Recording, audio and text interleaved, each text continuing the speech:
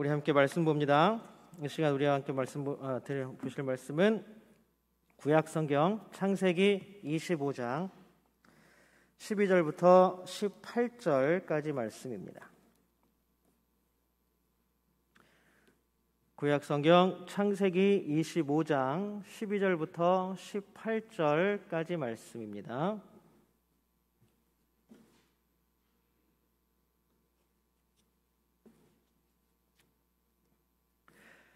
저와 여러분이 한 절씩 번갈아 가면서 읽습니다. 제가 먼저 12절 읽겠습니다. 사라의 여종 애굽인 하갈이 아브라함에게 낳은 아들 이스마엘의 족보는 이러하고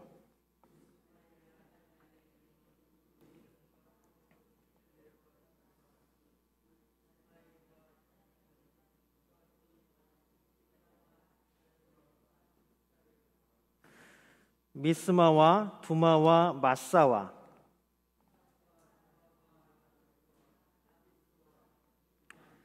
이들은 이스마엘의 아들들이요 그 촌과 부락대로 된 이름이며 그 족속대로는 12 지도자들이었더라.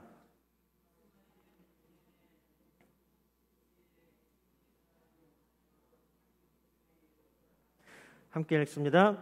그 자손들은 하윌라에서부터 아수르로 통하는 애굽 앞 술까지 이르러 그 모든 형제의 맞은편에 거주하였더라. 아멘. 여기 모인 우리 모두에게 하나님의 놀라운 은혜와 평화가 넘치기를 주님의 이름으로 소망합니다. 이 예배 가운데 임재하시는 하나님 만나는 귀한 이 예배의 시간이 되기를 주님의 이름으로 축복합니다. 우리 인사 나눌까요? 우리 옆에 있는 사람, 우리 앞에 있는 사람, 좌우에 있는 사람께 인사 나누겠습니다. 사랑합니다. 축복합니다. 웃으시면서 인사하시는 거 맞죠? 마스크를 쓰니까 이게 인상을 쓰는 건지 웃으시는 건 잘 모르겠네. 우리가 날마다 웃음으로 서로를 대하고 서로에게 기쁨이 되고 서로에게 힘이 되어주는 존재가 되기를 주님으로 소망합니다. 우리 이제 하나님께 믿음의 고백 올려드릴까요? 우리 두 손을 하나를 위해 벌쩍 들고 하나님께 믿음의 고백 올려드립니다.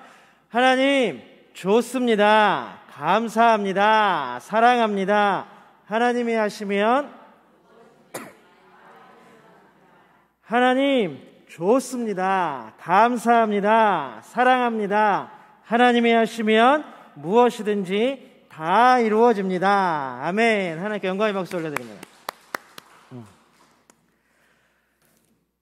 옛날에 교과서에서도 실렸던 이야기인데 아마 다들 아실 거예요. 우리나라 전래동화에 의좋은 형제라는 동화가 있습니다.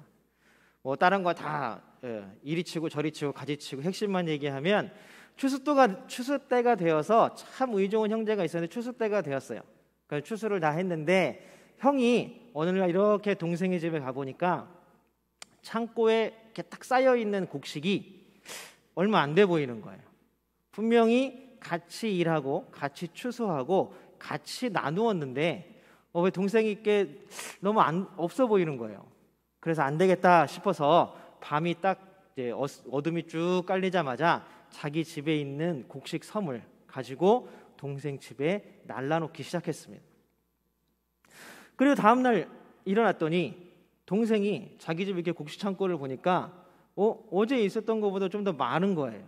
그래서 혹시나 해서 형네 집에 갔더니 우리가 다 아는 것처럼 형네 집에 곡식이 많이 비어있더라는 것입니다. 분명히 내가 형한테 조금 더 주었던 것 같은데 왜 비었지? 이게 혹시 내가 예상하는 것처럼 형이 우리 집에 갖다 놨나?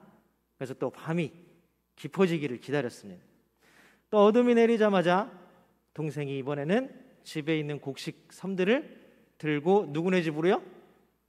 형네 집으로, 형네 집 곡식 창고로 가서 막 쌓아놨습니다. 그렇게 며칠 형과 동생이 왔다 갔다 한 거예요. 그러다 보름달이 뜬 휘황찬란한 달밤에 동생과 형의 집 중간에서 곡식 섬을 이고 가는 동생과 형이 딱 맞닥뜨렸습니다. 서로 놀랬다는 이야기. 여러분 요즘도 교과서에 나오나 모르겠어요. 예전에 저희 어렸을 때는 의좋은 형제 갖고 나왔는데 그렇죠? 이런 이야기는 참 많이 읽혀야 될 것 같아요. 많이 나왔으면 좋겠어요.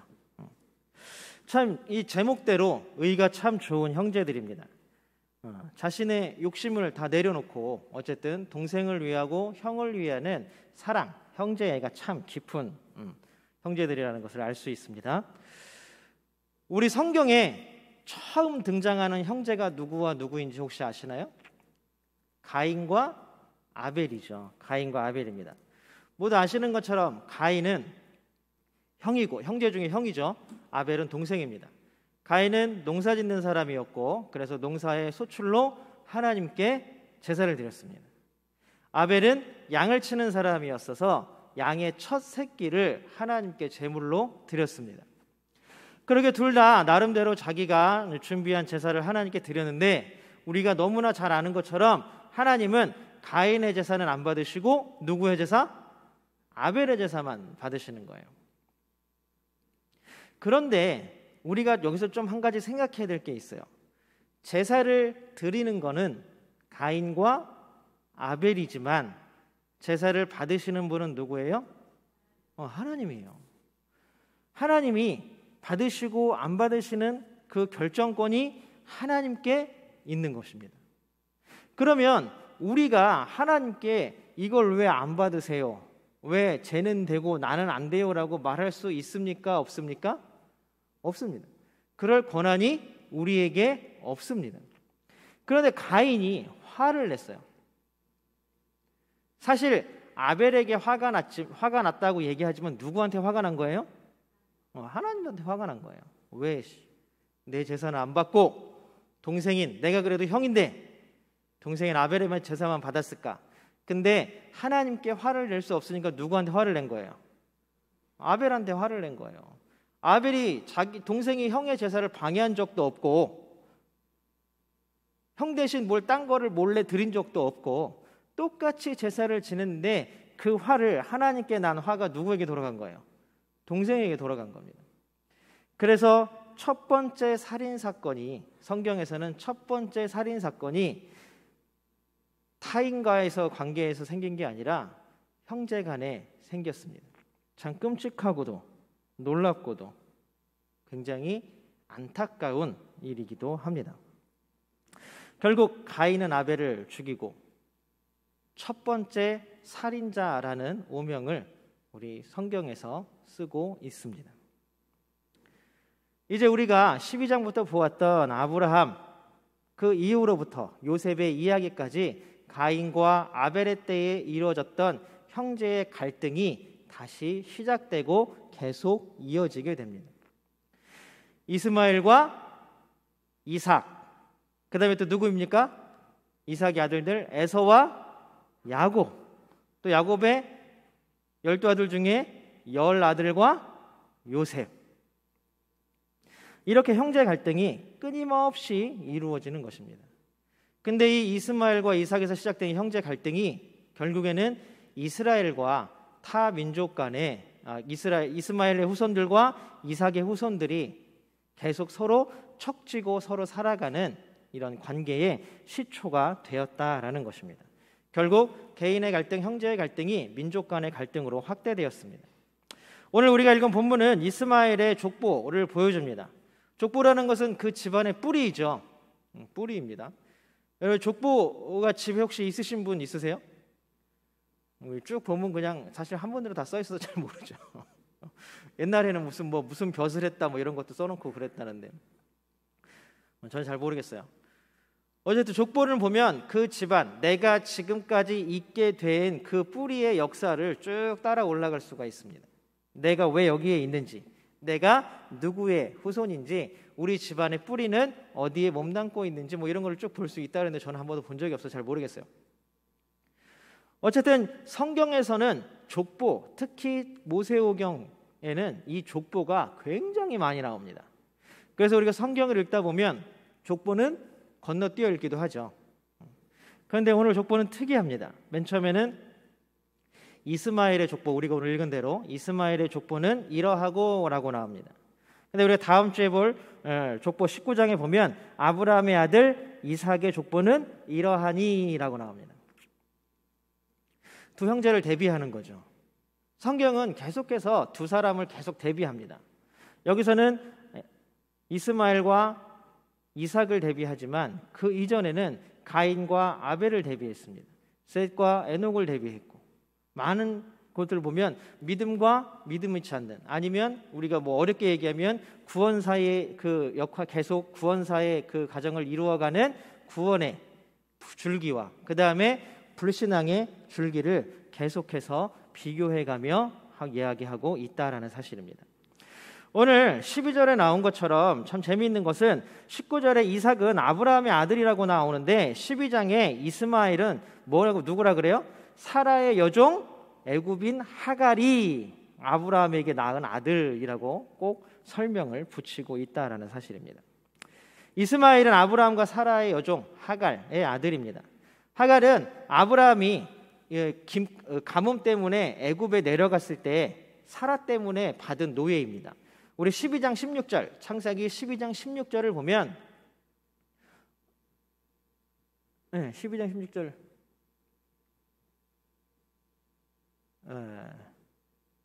같이 한번 읽어보겠습니다. 시작.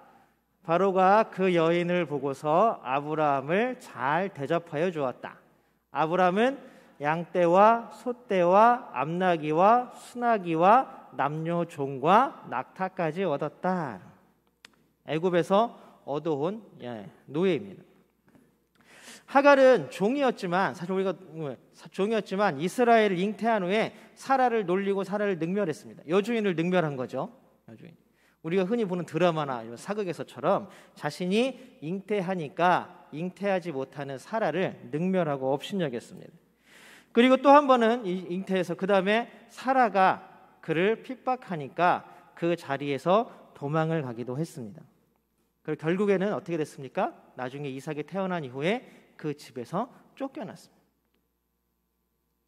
어떻게 생각하면 정말 파란만장하고 힘든 인생을 살았던 게 바로 하갈입니다. 그리고 또 어린 나이부터 차별과 핍박과 어려움을 겪고 자란 사람이 바로 이스마엘입니다.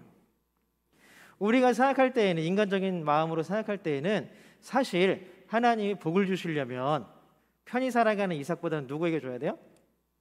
이스마엘에게 줬으면 하는 마음이죠. 약자를 생각하는 마음이죠.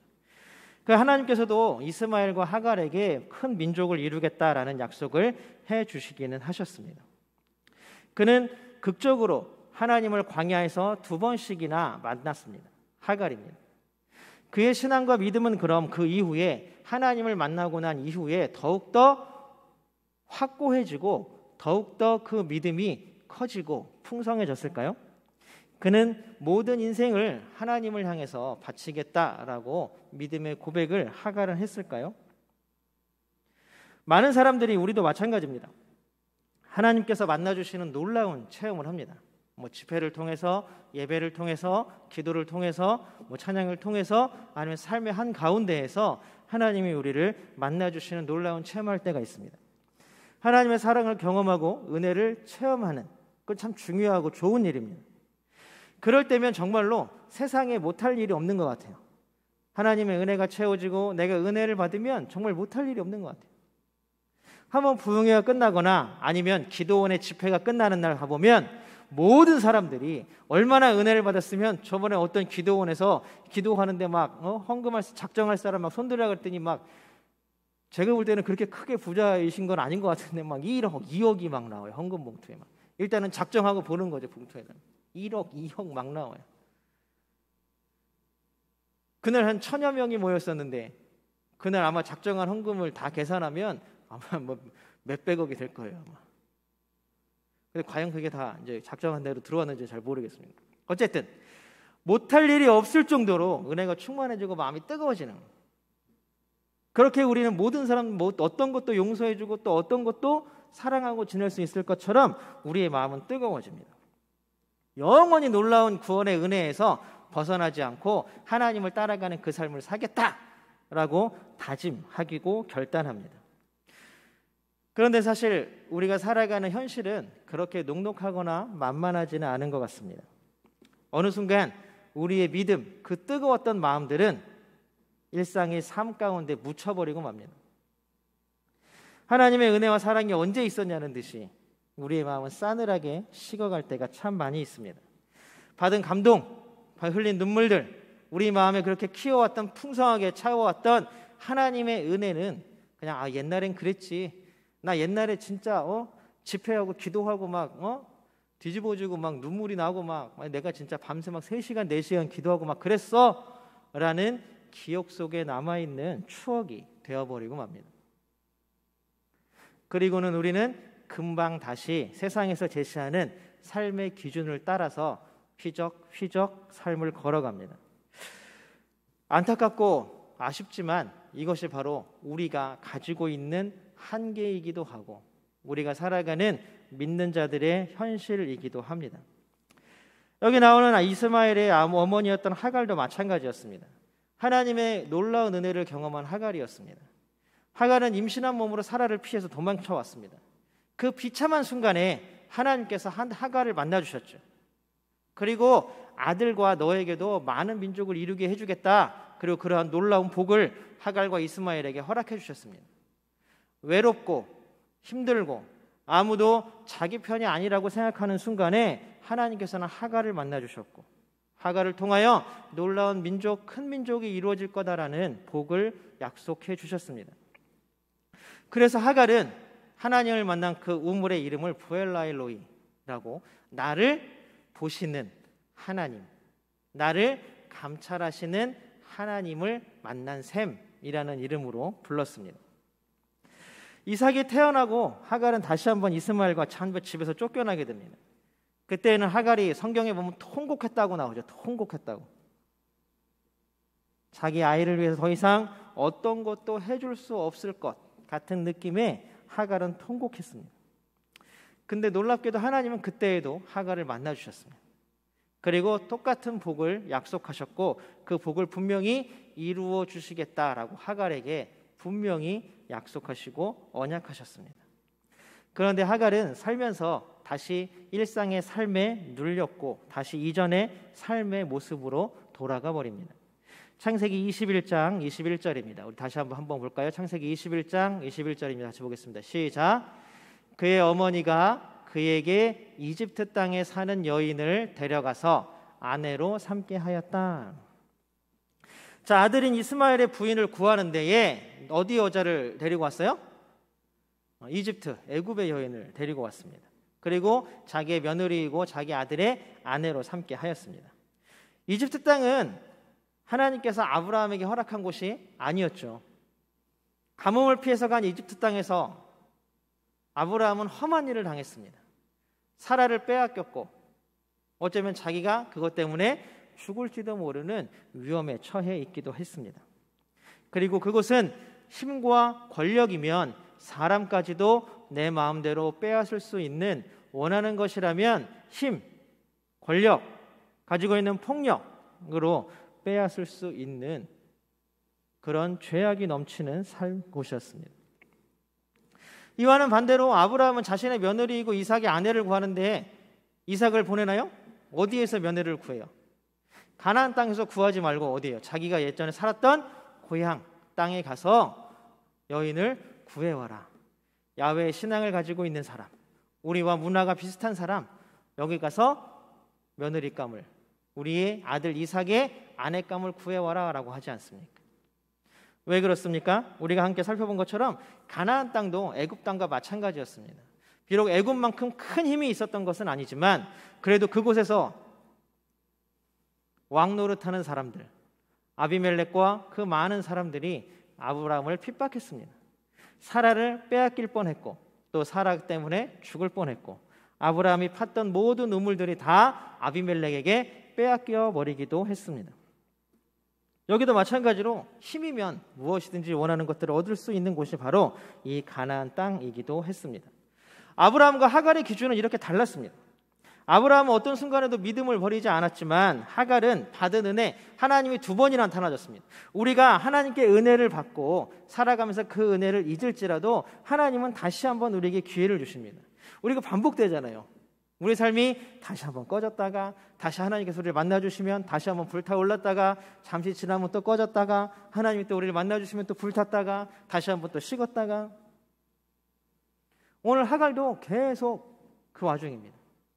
그러나 결정적으로 이제 하갈에 대한 이야기가 나오지 않음으로 말미암아 이스마엘의 결혼을 기점으로 말미암아 그의 신앙과 그의 믿음은 이미 전에 섬기던 애굽에서 섬기던 우상 숭배로 돌아갔다는 것을 우리는 볼 수 있습니다. 결국 삶의 이러한 선택은 이스마엘의 후손들과 이삭의 후손들이 열심히 싸우게 되고 갈등하게 되는 가장 큰 근본적인 원인이 되었다라는 것입니다. 어떻게 갈등했습니까? 야곱의 아들들에게 요셉을 사서 애굽에 판 노예상들, 그들을 창세기 37장 27절에서는 어떻게 부르는지 한번 볼까요? 창세기 37장 27절 말씀입니다. 같이 보겠습니다. 시작. 자, 우리는 그 아이에게 손을 대지는 말고 차라리 그 아이를 이스마엘 사람들에게 팔아 넘기자라고 합니다. 어떤 사람들이요? 이스마엘 사람들에게 팔아 넘기자라고 합니다. 그리고 그 다음 절 28절, 29절에 계속 이스마엘 사람이 나옵니다. 그리고 나서 30절에 가면 뭐라고 나오냐면 미디안 사람이라고 나옵니다. 결국 미디안, 계속해서 이스라엘과 구약 성경에서 부딪히는 미디안, 이 미디안들이 미디안 족속이 결국 누구라는 얘기예요? 이스마엘의 후손들이라는 이야기입니다. 그리고 또 이스라엘과 계속해서 부딪히는 족속이 하나 있습니다. 바로 아말렉이죠. 아말렉 하면 뭐가 생각나십니까? 모세와 아론과 훌. 여호수아가 전쟁하고 있을 때 모세가 손을 들고 내리면 지고 올리면 이기고, 그 아말렉이에요. 아말렉을 미디안과 같이 봅니다. 근동에서. 옛날에는 다른 족속으로 봤는데 살던 장소가 겹쳐요. 그래서 성경에서는 미디안과 아말렉을 따로 나눠 쓰지만 고대 근동에 있는 역사에서는 아말렉과 미디안을 동일하게 봅니다. 결국 아말렉, 구약 성서 내내 이스라엘과 반목하고 갈등하고 싸우고 전쟁하는 미디안과 아말렉이 바로 이스마엘 사람들, 이스마엘의 후손들이라는 이야기입니다. 그리고 오늘 특별히 이스마엘의 장자라고 나와 있는 느바요시, 이사야서에 보면 이스라엘이 완전히 회복되었을 때 이스라엘에게 조공을 바쳐야 하는 민족의 원수의 민족에 이 느바요시 들어가 있습니다. 결국 뭐예요? 평생 이스라엘과 이 느바옅, 이스마엘의 장자였던 느바옅도 계속 원수지간이었다라는 것입니다. 이렇게 이스마엘의 후손들은 이삭의 후손들과 계속 불화하고 갈등하였습니다. 이스마엘의 족보는 이삭의 족보와 완전히 대비되는 족보입니다. 이스마엘과 이삭, 에서와 야곱, 또 10명의 형제들과 누구예요? 요셉. 끊임없는 형제들의 불화와 다툼과 질서가 이제는 명확하게 하나의 도식처럼 그려집니다.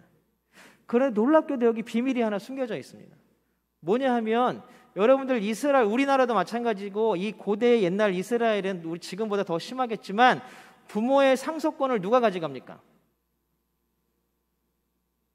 가위바위보에서 이긴 사람이 가져갑니까? 장자가 있잖아요. 장자 상속. 큰아들이 예전에 특히 이 유대인들은 아버지 재산의 50%를 장자가 가져가요. 아들이 몇 명이든 상관없이 장자가 다 가져가요. 50%를 가져가요. 그리고 나머지 50으로 나머지가 나누는 거예요. 나머지 아들들이. 무조건 50%는 장자 거예요. 그런데 하나님께서 언약의 백성, 언약의 계보로 세우신 아들들이 장남이 아니라는 사실은 너무나 놀라운 일입니다. 사실 이삭도 언약의 아들이라고 얘기하지만 장자는 누구예요? 엄밀히 따지면 이스마엘입니다. 야, 여기는 그럼 엄마가 다르잖아 라고 얘기할 수 있지만, 그러면 이삭의 아들들을 한번 보겠습니다. 똑같이 이삭과 리브가에서 나왔습니다. 두 아들의 이름은 에서와 야곱입니다. 그런데 결국 하나님의 언약의 계승권은 누가 가져갑니까? 작은 아들인 야곱이 가져갑니다. 야곱의 아들들은 어떻습니까? 12명의 아들이 있었지만 결국 계승권은, 언약의 백성의 계승권은 누가 가져갑니까? 일시적으로 요셉이 가져갔지만 결국에는 구원의 메시아가 나오는 건 누구의 가문이에요? 유다의 가문입니다. 넷째 아들 유다의 가문입니다. 신기하게도 큰아들이 상속권을 가진 적이 없어요. 이게 하나님의 법칙이라는 사실입니다.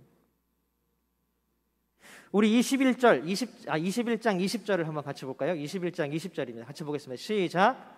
그는 광야에 살면서 활을 쏘는 사람이 되었다라고 말합니다. 이 표현은 그냥 단순히 활을 쏘는 사람, 그냥 사냥꾼인가 보다가 아니라 광야에서 활을 쏘는 사람이 되었다라는 말은 뭐냐면 이 광야에서 무리들을 모아서 이제 전쟁을 하러 다니는 어쩌면 용병과 같은, 그러니까 영웅이 되었다라는 이야기입니다. 전쟁을 하러 다니는 용병과 같이 살았다라는 것입니다. 사람들이 자신이 힘이 강하고 자신의 힘으로 무언가를 얻을 수 있다라고 느껴지면 하나님께 의지하지 않습니다. 우리가 한번 우리의 삶을 돌아보십시오. 우리의 삶이 편하고 아무 일도 없고 그냥 하는 대로 다 잘 돼요. 그럼 우리가 하나님을 정말 간절하게 찾습니까? 예배는 나오지만 그냥 아유 복 주시나 보다. 그러나 우리가 간절히 하나님께 매달릴 때가 있습니다. 언제입니까? 우리의 삶이 힘들고 어려워지고 고난이 오고 혹은 질병이나 자녀들의 문제나 아니면 물질의 문제들 때문에 우리의 삶이 곤고해지고 어려워지고 힘들어지고 아니면 관계의 문제 때문에 내 삶이 쪼그라들고 어려워지고 힘들어질 때 우리는 하나님을 더 간절히 찾지 않습니까?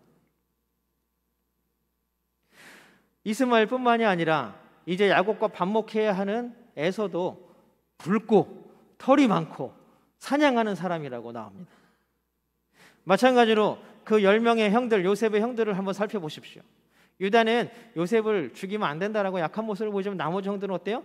자기의 형제를 죽이는 것도 꺼리낌 없이 하는, 그리고 한 성의 남자들을 속여서 다 죽이는 일도 서슴없지 않고 저지르는 사람들이었습니다. 하나님의 놀라운 은혜, 하나님께 의지하는 사람에게 있는 줄로 믿습니다. 하나님을 찾는 사람에게 하나님의 놀라운 약속은 이루어지는 줄로 믿습니다. 결국 오늘 12절부터 18절까지 이스마엘의 족보를 통해서 하나님은 하갈과 이스마엘에게 주신 약속을 이루어 주셨습니다. 이것도 놀라운 일이죠. 하나님이 내가 약속하긴 했지만 저것들 그냥 또 금방 돌아서 버리네. 그러면 나는 못 주겠어. 끝내. 그 복을 빼앗아가는 분이 아니라는 이야기입니다. 하나님께서는 약속을 어길 수 없으신 분입니다. 그것이 바로 하나님의 속성입니다. 하나님께서 약속하신 것은 누가 지키십니까? 하나님이 지키시기 때문에 분명히 이루어지는 줄로 믿습니다. 하나님의 약속은 불변합니다. 그러나 결국 하나님을 찾는 사람들은 누구였습니까? 이스마엘 같이 강하고 자기 힘으로 모든 것들을 얻을 수 있는 사람들이었습니까? 역사적으로 그렇지 못했습니다. 기독교가 로마의 국교가 된 이유가 무엇입니까? 콘스탄티누스가 자기 동생한테 계속 패해서 완전히 코너에 몰렸어요. 이제 마지막이에요. 완전히 자기 편과 자기의 부하들이 이제 다 끝나갈 때였어요. 그런데 꿈에서 꿈을 꿨다 그러죠. 방패에다가 우리 이제 군대 용어처럼 하면 PX, 이게 뭐냐면 팍스 로마나입니다. 평화, 주님의 평화. 이걸 새겨라. 하나님은 그 계시를 듣고 마지막 전투에서 승리하고 그 이후부터 승승장구해서 로마를 완전 통일하고 자기 동생을 죽이고, 그리고 하나님께서 자기에게 꿈에 계시해 준 것을 감사해서 그때까지 핍박받던 기독교를 이제 국교로 인정하고 국가의 종교로서 받아들이게 됐습니다. 그 연약하고 가장 힘이 없고 가장 이제 무너질만 할 때에 콘스탄티누스도 누구를 붙잡았습니까? 하나님을 붙잡을 수밖에 없었다라는 사실입니다. 우리의 삶들도 마찬가지죠. 약하고 모자라고 부족할 때 하나님께 간구하고 하나님을 찾을 때 하나님께서 은혜 주시는 줄로 믿습니다. 사랑하는 성도 여러분, 우리들은 이스마엘입니까? 이삭입니까? 우리의 후손이 이스마엘의 족보를 닮아가기를 원하십니까? 이삭의 족보를 닮아가시기를 원하십니까? 어쩔 때는 모자르고 부족한 우리의 삶이 한없이 원망스럽기도 하고 한없이 비참해 보이기도 합니다. 항상 나약하여서 무엇인가를 얻기 위해서 모든 힘을 써야 하는 내 자신이 스스로 비참해질 때도 있습니다. 지금도 혹시 여러분들 애써서 하나님께 부르짖으며 기도하는 기도의 제목들이 있으십니까? 여러분, 이런 분들이 바로 하나님을 만날 수 있는 분인 줄로 믿습니다. 내 능력, 내가 할 수 있는 거, 나는 잘해. 나는 다 잘해. 나는 다 잘하는데 하나님께 기도할 일이 뭐가 있겠어요? 나는 뭐 다 괜찮아, 평안해. 평안한데 기도할 일이 뭐가 있겠습니까? 그러함에도 불구하고 우리의 삶을 이끌어 가시는 분이 하나님이신 줄로 고백하고 또한 감사의 기도를 드리는 우리 모두가 되기를 주님의 이름으로 소망합니다. 우리가 하나님을 향한 믿음을 잊지 않고 온전히 힘든 순간에도 하나님을 바라보지만 평안한 순간에도 내가 할 수 있어 라고 말하고 싶은 그 순간에도 아니야, 하나님이 나를 이 상황 가운데로, 이 평화 가운데로 이끌어 주셨다는 놀라운 믿음이 우리 가운데 생겨나기를 주님의 이름으로 소망합니다. 그리고 중요한 것은 이 놀라운 믿음과 이 놀라운 신앙들을 우리만이 누리고 살아가는 것이 아니라 우리의 자녀들과 우리의 가족들에게 물려주어야 하지 않겠습니까? 제가 아까 말씀드렸던 것처럼 이 성경에는 족보 이야기가 굉장히 많이 나옵니다. 족보 이야기. 그러나 그 족보는 한 번 악한 족보는 계속 악한 족보가 됩니다. 그러나 한 번 하나님께 선택받은 족보는 계속해서 하나님의 선택받은 민족 가문이 되어갑니다. 우리 함께 예배하는 모든 성도님들, 또 우리 선영교회에서 하나님의 은혜를 간구하는 우리 모든 선영교회 성도님들의 가정이 하나님 믿는 믿음의 가정이 되기를 주님의 이름으로 축복합니다. 또한 축복하지만 천대까지 이르는 믿음의 가문이 되기를 주님의 이름으로 소망합니다. 함께 기도하시겠습니다. 사랑하는 하나님, 감사합니다. 놀라운 하나님의 은혜와 사랑을 기다리며 간구합니다. 하나님 도와주시옵소서. 하나님 역사하여 주시옵소서. 하나님의 크신 은혜 우리 가운데 베풀어 주시니 너무나 감사합니다. 우리가 모자르고 부족할 때마다 하나님께 매어 달리며 기도하는 사람들 되게 하여 주시고 언제나 하나님을 향하여 우리의 믿음을, 우리의 신앙을 고백하며 살아가는 우리 모두가 될 수 있도록 하나님 도와주시옵소서. 언제나 우리와 함께 하시고 우리의 가정과 우리의 가문을 믿음의 가정과 믿음의 가문으로 일구어 가시는 임마누엘 예수 그리스도의 이름으로 간절히 기도드리옵나이다. 아멘.